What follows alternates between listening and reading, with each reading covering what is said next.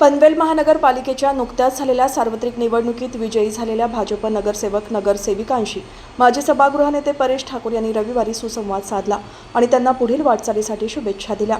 भाजप महायुतीने माजी खासदार लोकनेते रामशेठ ठाकूर यांच्या मार्गदर्शनाखाली आणि आमदार प्रशांत ठाकूर यांच्या नेतृत्वाखाली पनवेल महापालिकेच्या निवडणुकीत घवघवीत यश संपादन केले आहे।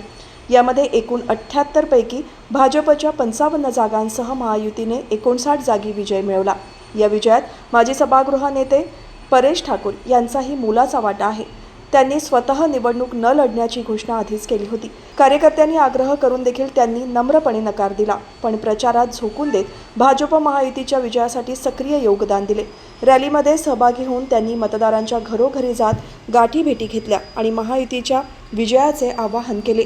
सुज्ञ मतदारांनीही विकासालाच आपला कौल दिला। पनवेल महापालिकेच्या यंदाच्या निवडणुकीत जुन्या जाणत्या नगरसेवकांसोबतच काही नवीन चेहरे निवडून आले आहेत।